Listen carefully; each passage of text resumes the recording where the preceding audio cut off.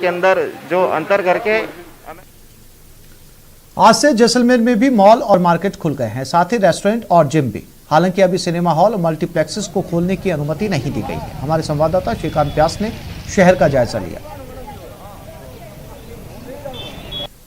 Corona महामारी के बीच जब कोरोना के आंकड़े गिरे हैं तो मॉडिफाई अनलॉक किए जा रहे हैं और इसी के बीच राज्य सरकार ने मंगलवार देर रात मॉडिफाई अनलॉक 2.0 की शुरुआत की है। आप देख सकते हैं बाजारें जो हैं खुली है, रौनक है और कहीं ना कहीं छूट जो है वो अब अधिक दी गई है। सुबह 6 बजे से लेकर 4 बजे तक का जो समय है वो है, साथ ही साथ वीकेंड कर्फ्यू में जो है वो छूट दी गई है। अगर बात करें तो सरकार की गाइडलाइन के अनुसार बाजार अब प्रातः 6 बजे से शाम को 4 बजे तक, सोमवार से शनिवार तक खुले रहेंगे। रविवार को आवश्यक सेवाओं को छोड़कर बाजार बंद रहेंगे। रेस्टोरेंट सुबह 9 बजे से 4 बजे तक जो है अपने रेस्टोरेंट में बिठाकर लोगों को खाना सर्व कर सकते हैं और रात को 10 बजे तक जो है वो बात करें तो होम डिलीवरी की सुविधा जो है वो लगातार जारी रहेगी। शॉपिंग मॉल्स को जो है वो भी सुबह 6 से शाम को 4 बजे तक खोले जाने की अनुमति दी गई है। लोग जो आप देख सकते हैं कहीं ना कहीं जो है जागरूक है तो कहीं ना कहीं लापरवाही भी देखने को मिल रही है। साथ ही साथ इस वक्त हम खड़े हैं सबसे व्यस्तम इलाके में और अगर बात करें तो अभी तक जो है वो जिम्स को बंद रखा गया है। साथ ही साथ जो है जिम है, मल्टीप्लेक्स है, उनको अभी तक छूट नहीं दी गई है। लेकिन कुल मिलाकर मॉडिफाई अनलॉक 2.0 जो है इस जन अनुशासन पखवाड़े के अंतर्गत जो अनलॉक किया गया है, इसमें कहीं ना कहीं भारी छूट सरकार द्वारा दी गई है।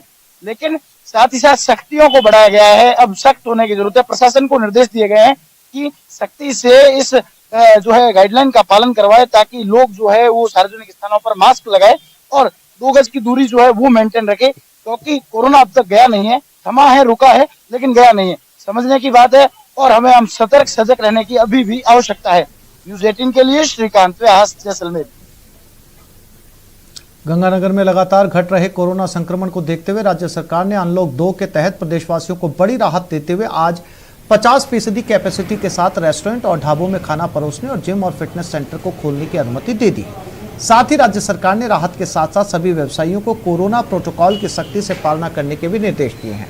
आज से अनलॉक 2 के तहत लागू हुई नई गाइडलाइन के तहत गंगानगर में जहां कुछ रेस्टोरेंट पर ग्राहक खाना खाते हुए नजर आए तो कहीं अभी साफ सफाई का काम चल रहा है। हालांकि नई गाइडलाइनों के तहत मिली राहत के बाद व्यापारियों ने प्रदेश सरकार का आभार जताया। जायजा लिया हमारे संवाददाता अशोक शर्मा ने। प्रदेश में कोरोना संक्रमितों की संख्या में जैसे जैसे गिरावट दर्ज की गई, वैसे ही राज्य सरकार ने अनलॉक 2 के तहत प्रदेशवासियों को और ज्यादा राहत देते हुए आज से नई गाइडलाइन जारी कर दी है।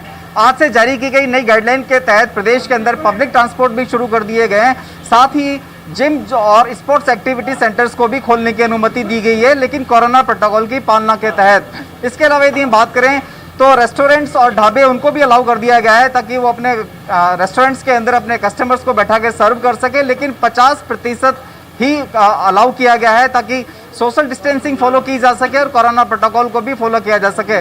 अभी इस समय हम श्री गंगानगर के आगरा टिक्की सेंटर पर मौजूद है। यदि हम आपको यहाँ का नज़ारा दिखाएं तो ये देखिए, आप पूरा प्रयास किया जा रहा है कि कोरोना प्रोटोकॉल को फॉलो किया जाए। हालांकि ये अलसुबह का वक्त है तो ज़्यादा कस्टमर्स तो यहाँ नहीं दिखाई दे रहे हैं, लेकिन उसके बावजूद जो सरकार द्वारा निर्धारित कोरोना प्रोटोकॉल है उसको फॉलो करते हुए केवल 50% कस्टमर्स को ही बैठने की यहाँ परमिशन दी गई है ताकि सोशल डिस्टेंसिंग भी फॉलो किया जा सके और कोरोना प्रोटोकॉल को फॉलो करने के साथ साथ जो कोरोना वायरस के संक्रमण के प्रसार का खतरा है उसको भी रोका जा सके।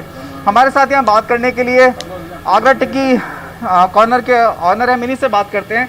बस क्या गाइडलाइंस आपके पास आई है और किस तरह से आप इनको फॉलो कर रहे हैं? हमारे पास 50% की ऑक्यूपेंसी की गाइडलाइन आई है, उसको हम पूरा प्रयास कर रहे हैं कि हम उसी प्रकार से काम कर सकें और काफ़ी दिनों बाद हमारे पास वो ग्राहक को बैठाने की व्यवस्था मिली है तो उसको हम कोशिश कर रहे हैं कि हम मेंटेन करके चलें। अभी तक तो आपका टेक अवे ही चल रहा था, है ना?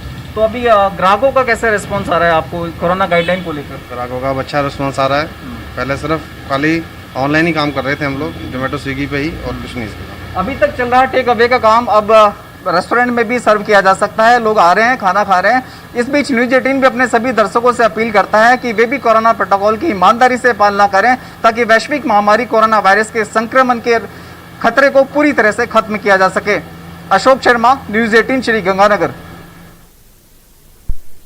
कलाकार आते जाते रहते हैं लेकिन कला कभी नहीं मरती। हाँ, जब इसे अहमियत नहीं मिलती तो वक्त के साथ धूमिल जरूर हो जाती है और धीरे धीरे अपना अस्तित्व खो देती है। कहीं राजस्थान की आत्मा मानी जाने वाली कठपुतली की कला भी समय के साथ खत्म ना हो जाए।